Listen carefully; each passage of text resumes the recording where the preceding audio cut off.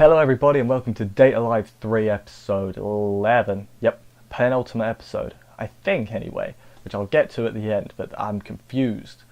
So this was the finale of the Origami arc. That's right, you heard me, finale. We've still got an episode left.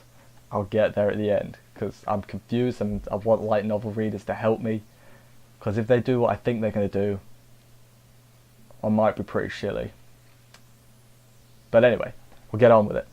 So right now, begin the episode, Origami's turned back to normal. She explains that her mind just goes blank. Sometimes she doesn't know what's going on. She should probably go to a doctor and get that checked out. Kurumi's fine also, which I almost didn't make a note because it was just kind of implied that she was probably fine.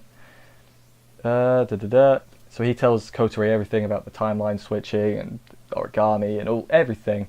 Reina's there too.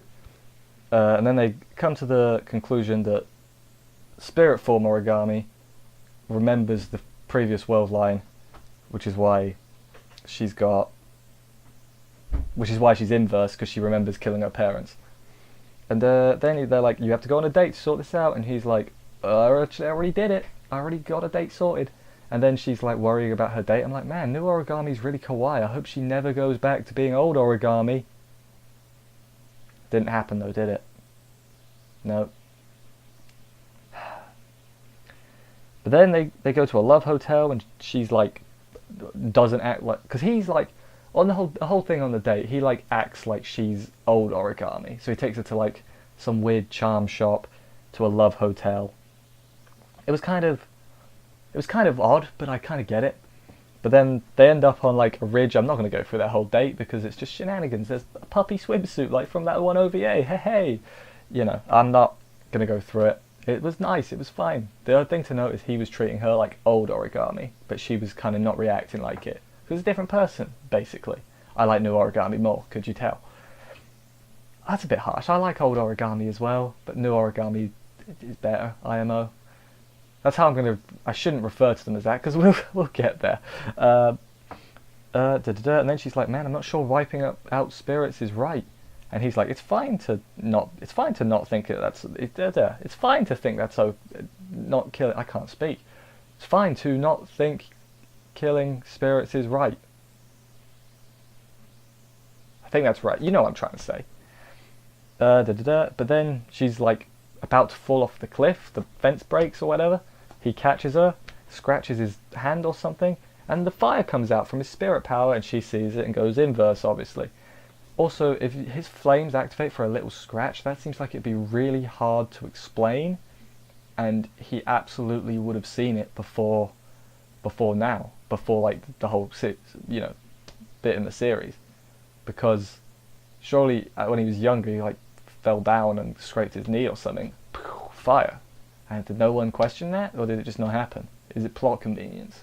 I like Data Live too much, but sometimes there's things I can't ignore. This is the biggest plot hole in the series. Time travel was fine. This is unforgivable. Fix it. I'm just joking. I'm assuming it was something like they made the flames bigger in the anime, or something that's meant to be a little flame. I'm defending it even though I know nothing. What happens then? She goes spirit. The Fraxinus gets blown up again, because of course it does. But they're all fine. I'll skip the fight. I'll tell you they're all fine now, because there was no way they were gonna die. Where's Mana? She hasn't shown up. She's in the opening. Isn't she on the good guys team now? Does she exist? Have I made up a whole character? She did exist, right? She's his sister. She's got a ponytail. She's got a little spot. She's real, right? I don't even like her that much. I'm just confused. Everyone else has shown up, I think. Basically. Anyway. Then, so the spirits all come to help him. The spirits, of course, being, if I get it right, Toka, Yoshino. I've forgotten them already. Miku. I'm not usually it's bad. Natsumi, it's late. Yuzuru and Kaguya. Is that all of them? Kotori's not there. I think that's all of them. They all come to help, and Yoshino gets cool armor. I'm like, why have you never done that before? That's awesome, Yoshino. She, like, her thing turns into armor. I was like, what? Do that, please.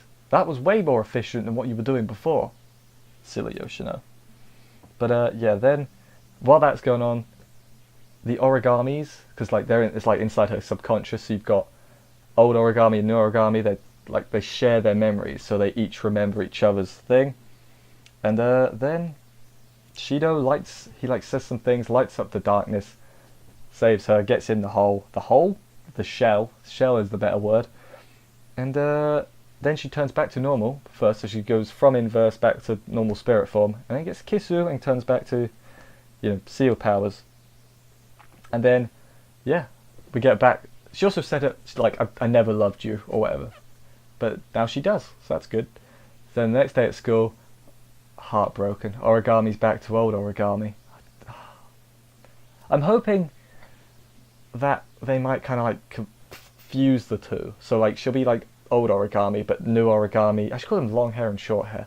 Long-haired Origami's like mannerisms might show up. We've got an episode left, and yeah, that was the end of this episode. And then the preview for next episode was like, from the title. I've read the titles of the light novels.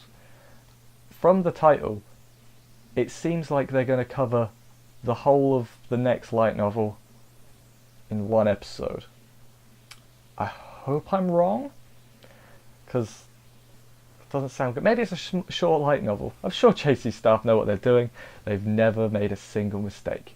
If you ignore all of their mistakes. Just let them have a break, please. Anyway, I'll see you next week for the finale.